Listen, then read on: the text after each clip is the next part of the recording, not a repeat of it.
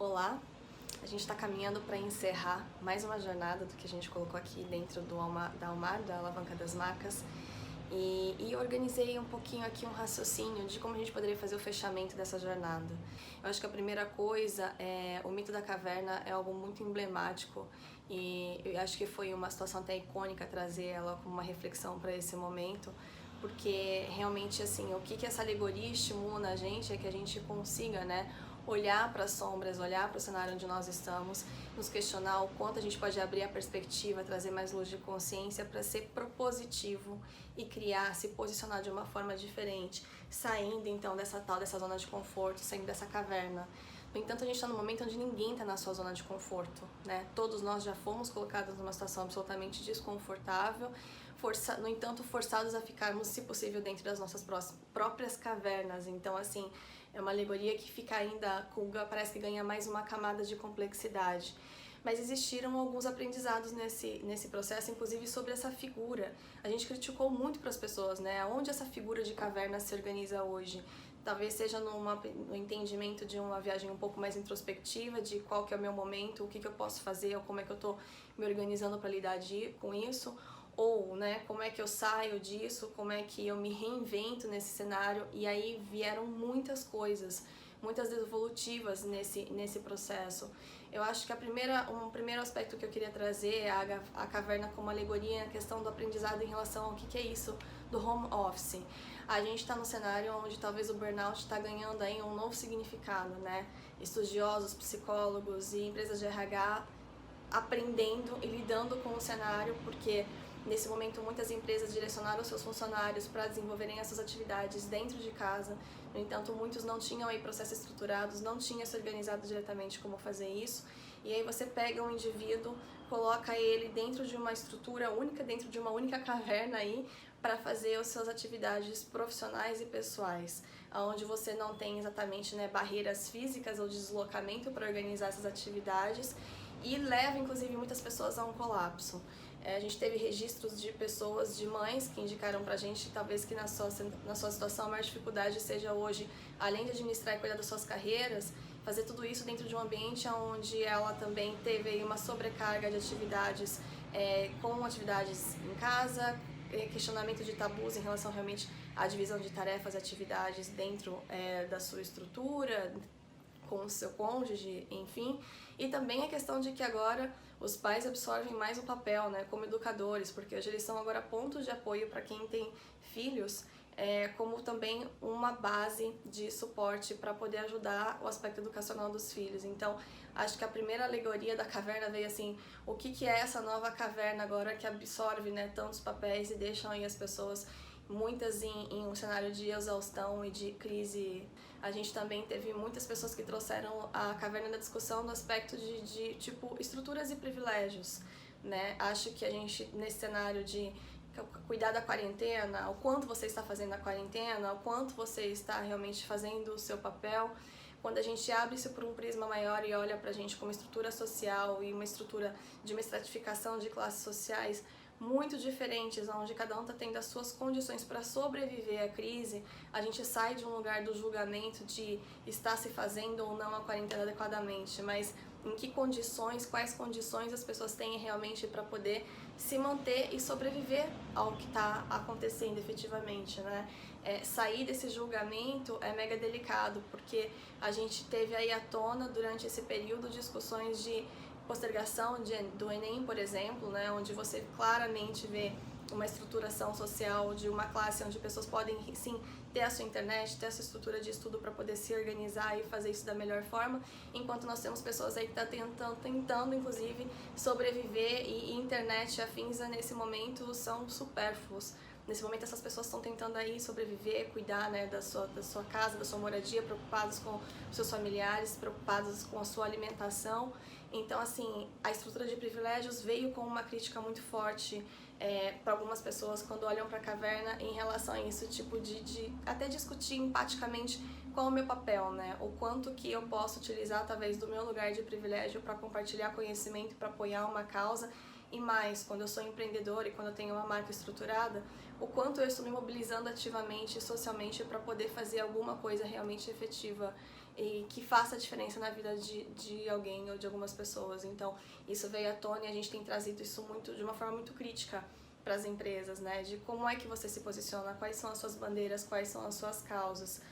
Ainda falando nisso, tem aspecto de... O mito da caverna de Platão foi escrito por Sócrates há mais de 2.600 anos, eu acho que é mais ou menos isso. E a estruturação disso no livro da Sétima República foi organizada, na verdade, por Platão, que foi quem organizou essas informações. Até a gente chegou em uma das postagens brincar um pouco que se Sócrates era o cara do design, do pensamento crítico, a gente tem aqui a figura do Platão talvez como o seu chefe de marca, né? O cara que organizou e estruturou isso como um conteúdo para realmente ficar aí como um legado social. Mas uma coisa que dói muito falar sobre esse assunto agora, nesse momento, é porque essa alegoria foi utilizada num momento de reflexão sobre gestão pública, né? Onde era discutido naquele momento por Sócrates, tipo, quais eram os papéis dos governantes, o quanto eles estavam naquele momento tendo uma democracia que realmente permitia acessos e direitos para a sociedade como um todo, e a gente olha para isso e até me dói um pouco, porque a gente olha e parece que a gente está vivendo um grande retrocesso. Acho que politicamente é até difícil de falar sobre isso, porque a situação realmente está assim, bastante complexa, mas eu queria colocar aqui o holofote principalmente no aspecto realmente da sobrevivência das empresas. Ontem a Folha fez uma publicação com uma chamada, né, tipo, incerteza em relação ao futuro leva empresários à exaustão. E acho que essa é a sensação que a gente tem quando empreendedor, e digo eu também como empreendedora.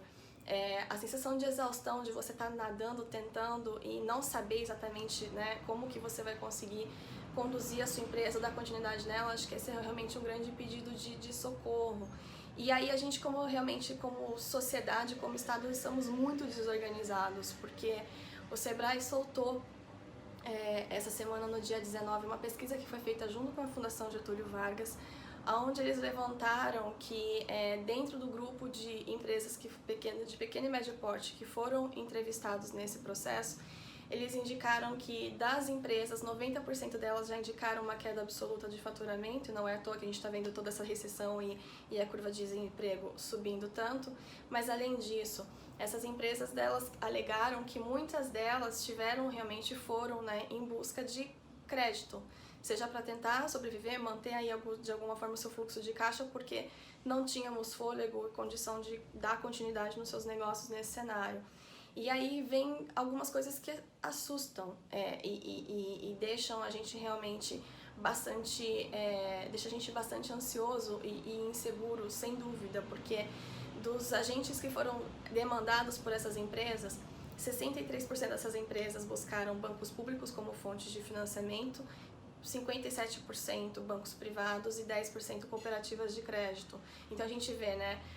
a busca da sociedade, dos empresários, foi primeiro bancos públicos, depois bancos privados e cooperativas. E o assustador é que desse universo, só 86% das empresas tiveram seus créditos negados ou estão aguardando uma resposta. E de quem teve uma resposta positiva, o grupo que deu maior resposta positiva foram as cooperativas de crédito, que foram demandadas por 10% e correspondem a 31% das aprovações de crédito. Em seguida, 12% de bancos privados e em seguida, os bancos públicos. Ou seja,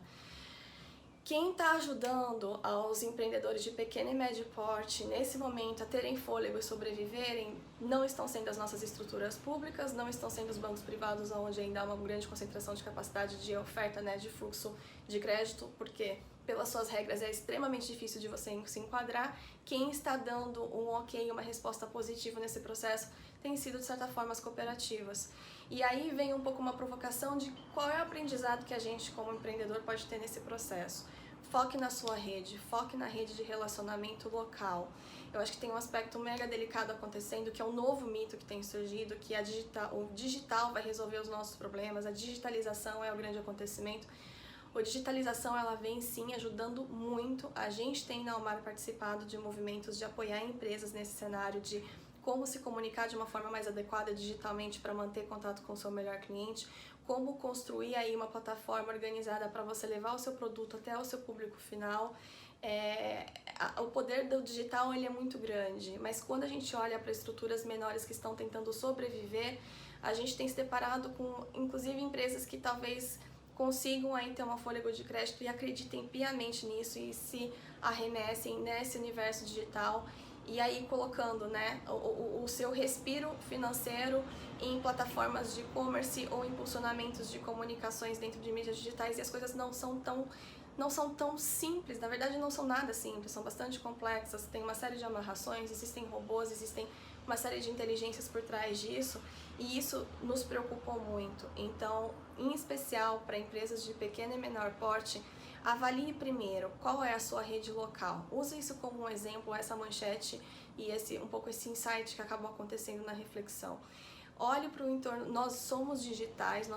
estamos em nuvens digitais, no entanto, nossa organização, nosso consumo, as nossas necessidades acontecem em instâncias locais. Avalie dentro do seu bairro, dentro do seu entorno, qual é a forma que você pode trazer parcerias, qual é a forma de você poder fazer uma comunicação organizada dentro desses lugares. As pessoas não estão se deslocando, por isso a internet aparece como uma forma muito positiva de fazer isso, sim, mas não esqueça que a força do local talvez seja a forma de sobrevivência, enquanto você vai poder de fato ter uma organização e fazer um processo evolutivo digital do seu negócio. Então, acho que esse aspecto da conexão das pessoas e das empresas, isso é muito, muito importante. Principalmente porque às vezes a gente fica com manchetes e conteúdos focados muito em grandes centros. De fato, se eu estou dentro de um grande centro, Rio de Janeiro, São Paulo, grandes municípios, o aspecto digital ele realmente facilita e viabiliza esse processo de conexão, de entregas, de deliveries e afins. Quando você olha para municípios menores, talvez isso possa ser suprido de outras formas, através de uma comunicação que pode utilizar inclusive ligações, WhatsApp, outro tipo de ferramental que não te demande talvez esse movimento tão agressivo de você se colocar. A digitalização é uma tendência, mas que a gente tenha cuidado e que cada empreendedor, quando tiver contato com esses assuntos, olhe realmente na percepção e na perspectiva do tamanho da sua empresa para tomar essa decisão. E por último, se você tem uma grande empresa, se você já não está nesse cenário tanto de sobrevivência, mas na verdade entendendo como você faz construção de valor para esse momento, aí sim, é fundamental que você olhe realmente quais são os alicerces da sua marca, como é que você está organizando os seus valores, o seu posicionamento, de uma forma que você saia do discurso e seja propositivo. Acho que o comportamento de consumo tem demonstrado muito isso pra gente. Algumas marcas têm conseguido janelas muito interessantes de visibilidade e de negócio, porque justamente estão entendendo isso. Como é que eu me associo a iniciativas que façam sentido com a bandeira, com os valores que eu prego como negócio, mas mais que isso, como é que nesse momento eu revisito, inclusive, talvez processos e modelos, seja para poder ser uma grande empresa que vai apoiar uma estrutura local, que vai ser o que vai fazer a diferença para aquele pequeno comércio não ser extinto, assim também como ajudar a gente a ressignificar novas tendências, né? Afinal, a gente tinha conceitos como upcycling, conhecimento, consumo consciente, sustentabilidade, que eram dados como elementos de tendência que estão sendo absolutamente acelerados nesse momento pelo cenário do Covid-19.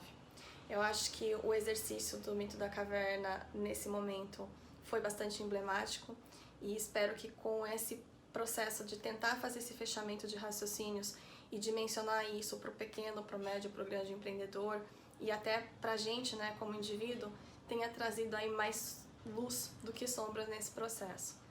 Até a próxima!